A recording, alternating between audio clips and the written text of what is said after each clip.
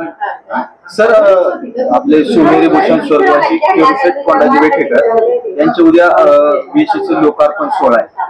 आता त्या व्यक्तिमत्वाने पिंपरी पेंढारच्या जडणघडणीत एक मोलाचं सहकार्य झालं। काय अनुभव असेल तुमच्या बाबतीतला? कैलासवासी केळुशेठ कोंडाजी वेठेकर शांत, संयमी आणि कुणाचाही त्यांनी कधी अनादर केला नाही। आपलं जे गाव आहे आणि आपल्या गावातील असणारी भूमी यांच्या सेवेसाठी त्यांनी आपलं जीवन या ठिकाणी समर्पित केलेलं आहे। वास्तविक पाहता ही जे आता एक भव्य दिव्य अशी एक त्यांच्या नावाने जी वेस तयार होत आहे ते आपल्या गावामधील असणारं एका वैभवामध्ये भर पडते।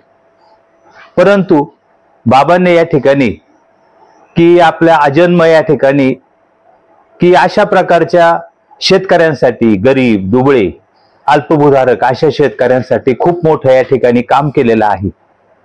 आणि ह्या कामाबाबत की भविष्य काळात आणि भूतकाळातही आमच्या गावामध्ये असं कुणी या ठिकाणी काम केलेलं नाही असं जे व्यक्तिमत्व आहे त्यांना आजही आमच्या गावातला सर्वसामान्य व्यक्ती हा विसरलेला नाही।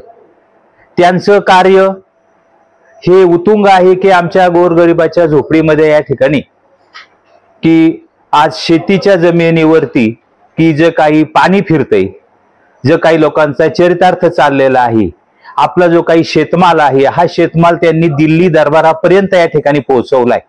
आणि खऱ्या अर्थाने व्यापारी पद्धतीने शेती कशी करावी याचं या ठिकाणी त्यांनी एक रोडमॅप हा आमच्या गावासाठी तयार करून दिलेला आहे। तर अशा व्यक्तिमत्वाला या ठिकाणी की उद्या सर्वजण या ठिकाणी येऊन आदरांजली देत आहेत।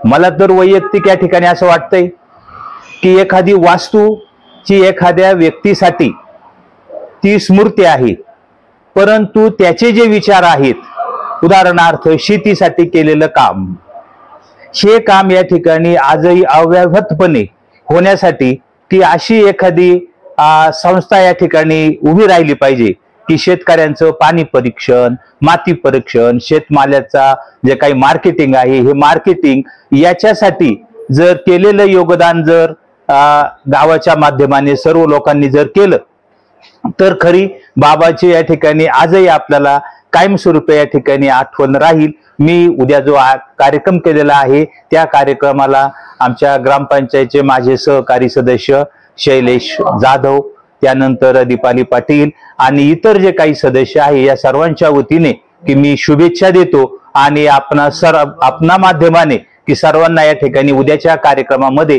सहभागी होण्यासाठी की निमंत्रित करतो। धन्यवाद।